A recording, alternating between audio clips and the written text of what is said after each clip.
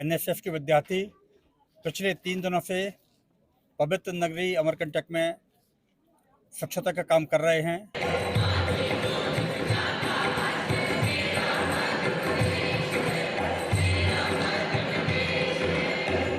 अच्छा, इस सफाई अभियान के माध्यम से और जो यहाँ पर, क्योंकि तीर्थ स्थल भी, पर्यटक भी काफ़ी संख्या में आते हैं, तो ऐसे में काफ़ी महत्वपूर्ण है कि सारे लोग इस पर ध्यान दें। तो उनके लिए क्या कहेंगे? जब हम प्रकृति के साथ हैं तो पॉलीथीन को निकालें। बेसिक सफाई और श्रमदान करना तो एनएसएस के सम संस्कारों का एक पार्ट है। कहीं पर भी कचरा इधर उधर ना फेंकें, जो कि जानवरों के लिए, इंसानों के लिए और पर्यावरण के लिए नुकसानदायक है। अपने आसपास के वातावरण को स्वच्छ बनाएं, अपने स्थान को स्वच्छ बनाएं और अपने देश को स्वच्छ बनाएं। पर डे 2 घंटे श्रम कार्य कर रहे हैं। ये हमारी जिम्मेदारी है, हम नागरिकों की जिम्मेदारी है कि हम हमारी इतने सुंदर स्थानों को गंदा ना करें और हम ये जो हमारी धरोहर है इसे हम आने वाली पीढ़ियों के लिए भी बचा कर इसी तरह रखें।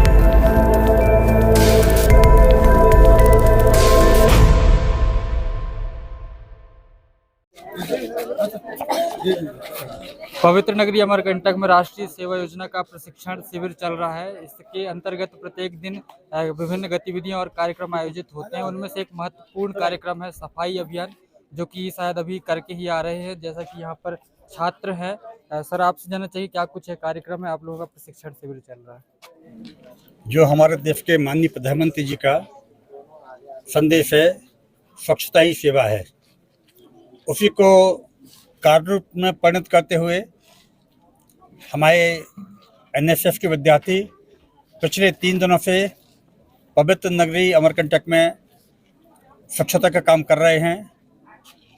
पहले 2 दिनों में हमने मां नर्मदा के उद्गम स्थान से लेकर के लगभग 1 किलोमीटर के एरिया में जलकुंभी के साथ साथ पाउच पन्नी, पॉलीथीन आदि को एकत्र किया, सफाई की है।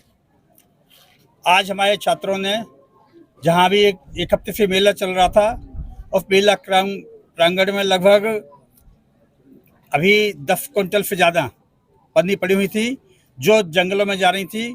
उनको हटा करके यहाँ के लोगों को एक संदेश दिया है कि जो काम हमारे छात्र कर सकते हैं, वो यहाँ के जो स्वयंसेवक संगठन है वो भी कर सकते हैं। जैसे कि 7 दिवसीय कार्यक्रम, तो प्रत्येक दिवसीय सफाई अभियान? हाँ, जो हम लोग का 8:30 बजे से लेकर के 11:30 बजे तक प्रत्येक दिन हम लोग सफाई अभियान करते हैं, या जो भी काम पहले तय कर लेते हैं वो किया जाता है। सर, जैसे कि अमरकंटक में राष्ट्रीय सेवा योजना का ये 7 दिवसीय प्रशिक्षण है, सबसे पहले तो ये जानना चाहिए कैसे, क्योंकि ये पहली बार अमरकंटक में लगा है आप लोगों का शिविर, तो कैसी योजना बनाई गई थी अमरकंटक में आयोजित? देखिए, इसके पीछे 2 उद्देश्य थे कि एक तो प्राकृतिक जगह है, दूसरा मध्य प्रदेश में जब यहाँ बच्चे चयनित होकर आते हैं तो हर जिला, हर ब्लॉक, हर विकास खंड का बच्चा चयनित होकर आता है जो अपनी अपनी संस्थाओं को लीड करना चाहते हैं। हर कोई अपने जीवन में हो सकता है अपने आप देख पाए या ना देख पाए, तो पहला प्रयास था कि हम अपनी प्रकृति का अनुभव कर सकें। उसके साथ दूसरा जो हमने उसके साथ सूत्र जोड़ा वो था अनुरक्षण का, कि जब हम प्रकृति के साथ हैं तो पॉलीथीन को निकालें। बेसिक सफाई और श्रमदान करना तो एनएसएस के सम संस्कारों का एक पार्ट है, बट जब हम अनुभूति संरक्षण जोड़ रहे हैं तो कहीं ना कहीं प्रकृति से उन सब चीज़ों को, अपशिष्टों को निकालना, और जब हम ये काम करेंगे 6 से 7 दिन लीडर ये काम करेंगे तो उनके अंदर ये भाव प्रकट होगा कि जब हम शहरी जीवन में रहते हैं, घर के जीवन में रहते हैं, तो वहाँ भी अगर ये चीज़ लगातार होती रहेगी तो अभी हम अपने से शुरू कर रहे हैं। हो सकता है हमारे पीछे भी एक कारवा बन जाए, क्योंकि ये 600 लोगों का जो कैंप है ये अपने आप में कारवा है, क्योंकि 1973 में मध्य प्रदेश ने प्रशिक्षण का ये सिस्टम शुरू किया और उसके बाद पूरे देश का ये नवाचार है और एक बड़े सूत्र के रूप में लीडरशिप में बहुत सारी उपलब्धियों के साथ खड़ा होता। तो मुझे लगता है कि हम बेहतर तरीके से लोगों को प्रशिक्षित कर रहे हैं। उसके पीछे केवल एक भाव था कि प्रकृति के साथ हम अपने कामों को करें, लीडरशिप अपनी बेहतर कर सकें। सर, सफाई के साथ साथ और क्या क्या, मतलब जो शिविर में और क्या क्या कार्यक्रम है? देखिए, शिविर का पूरा एक दिनचर्या है। सुबह 5:30 से लेकर रात को 10 बजे तक का एक शेड्यूल बना हुआ है, जिसमें सुबह कैसे उठना चाहिए, तो प्रभात फेरी के माध्यम से उठना, फिर योग शरीर के लिए कितना जरूरी है, फिर नाश्ते के बाद श्रमदान। तो श्रमदान कराने का केवल यहाँ इसका उद्देश्य बिल्कुल नहीं है कि हम उनको मजदूरी सिखा रहे हैं। लीडरशिप के तौर पे हम केवल ये भाव देना चाह रहे हैं उनके अंदर कि सम संस्कार कितना महत्वपूर्ण है। जो सम करता है उसको भी काम करने में कितनी मेहनत लगती है, उसके पसीने का भी कितना महत्व है। फिर बौद्धिक सत्र में विभिन्न सब्जेक्टों पे जब डिस्कशन करते हैं तो युवा 2047 का भारत कैसे बनाना चाहता है, विषयों पे कैसे अपने आप को केंद्रित करना चाहता है, इन सब पर बात करके फिर बिना संसाधनों को खेल, सांस्कृतिक कार्यक्रमों के माध्यम से वो अपनी ऊर्जा और उसके अंदर जो भी भाव है, और कल्चर अपने आप में एक है तो दूसरे को देखकर हम उसकी चीज़ों को सीख सकते हैं। तो कहीं ना कहीं एक पूरा कैंप लीडरशिप के साथ एक दूसरे को परखने का, एक दूसरे की अच्छी चीज़ों को आत्मसात करने का एक अनुभव है। अमरकंटक में आप लोगों का शिविर चल रहा है, यहाँ स्वच्छता अभियान आप लोग कर आ रहे हैं, प्रत्येक दिवस कर रहे हैं। जैसे कि क्या कुछ आप लोगों को लगता है कि सफाई अभियान से कितना कुछ शांति मिलती है, मन को क्या संदेश है? ये आज हमारा मध्य प्रदेश शिविर का 4था दिवस है। हम पर डे 2 घंटे श्रम कार्य कर रहे हैं, जिसमें हमने नर्मदा के स्थल पर जाके रामघाट स्थल पर हमने साफ सफाई की। आज हमने मेला ग्राउंड को साफ सफाई किया, जिससे कि जंगलों में जाने वाली पॉलीथीन, जिससे हमारे जंगल बचे रहें और जंगल नष्ट ना हो। क्या नाम है आपका? दीपक गोस्वामी, कौन से विश्वविद्यालय? विक्रम विश्वविद्यालय उज्जैन।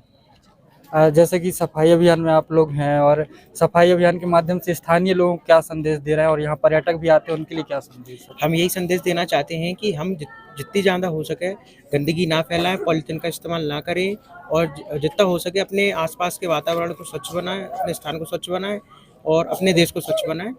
तो धन्यवाद। क्या नाम है? मेरा नाम उपेंद्र सिंह यादव है, मैं जिवाजी विश्वविद्यालय का छात्र हूँ। तक में पहली बार राष्ट्रीय सेवा योजना का शिविर लगा, क्या कुछ पहले तो अमरकंटक में जो प्राकृतिक वातावरण, इसके बारे में आप लोग कहना चाहेंगे? अमरकंटक का प्राकृतिक वातावरण बहुत ही अच्छा है। हम पहाड़ पे हैं, बहुत अच्छी हवा चलती है यहाँ, पर यहाँ प्राकृतिक वातावरण में हम ये देख रहे हैं इतनी सुंदर जगह है, इतनी अच्छी हमारे देश की धरोहर है ये, बट फिर भी लोगों ने इसे इतना कचरा फैला रखा है। तो ये हमारी जिम्मेदारी है, हम नागरिकों की जिम्मेदारी है कि हम हमारी इतने सुंदर स्थानों को गंदा ना करें, और हम ये जो हमारी धरोहर है इसे हम आने वाली पीढ़ियों के लिए भी बचा कर इसी तरह रखें। अच्छा, ये सफाई अभियान के माध्यम से, और जो यहाँ पर क्योंकि तीर्थ स्थल भी, पर्यटक भी काफी संख्या में आते हैं, तो ऐसे में काफी महत्वपूर्ण है कि सारे लोग इस पर ध्यान दें, तो उनके लिए क्या कहेंगे? मैं बस सभी से ये अनुरोध करती हूँ कि अगर वो कुछ भी सामान खरीद रहे हैं, सबसे पहले तो मेरा अनुरोध है कि आप प्लास्टिक का उपयोग ना करें, ये बहुत हानिकारक चीज़ है। और दूसरी बात, अगर जो भी सामान आप खरीदते हैं या जो भी वस्तुएं आप खरीदते हैं या जो भी सामान आपको फेंकना है, डस्टबिन्स का हर जगह डस्टबिन्स लगे हुए हैं, प्लीज़ उसे डस्टबिन में फेंकिए, कहीं इधर उधर ना फेंकिए। हो सकता है कोई जानवर उसे खा ले, जिससे उसकी मृत्यु हो सकती है। या यहाँ पे पास में जंगल, अगर वो जंगल में चले जाएंगे तो हमारे जो पेड़ है, हमारी जो इतनी हमको जो ऑक्सीजन देने वाले पेड़ है, उनको भी नुकसान होगा।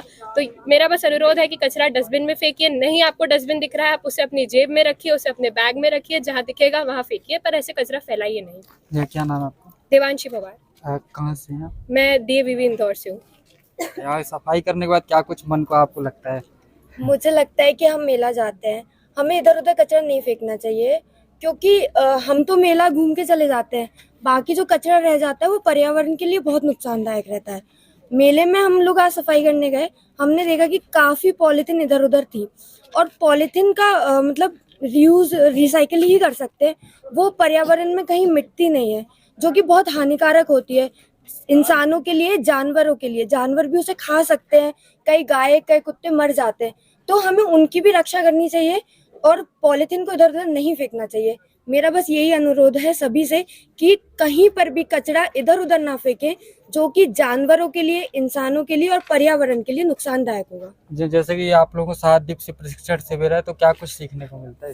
हमें नेतृत्व करने का, एक नई नेतृत्व करने के साथ साथ हम कैसे अपने डिसीजन ले सकते हैं, कैसे लोगों को अवेयर कर सकते हैं, ये सब चीज़ें हमें सिखाई जा रही हैं, और कई नए अनुभव हमें करने को मिल रहे हैं। क्या नाम है आपका? अंजना चतुर्वेदी, कहाँ से? बरकतुल्लाह विश्वविद्यालय से।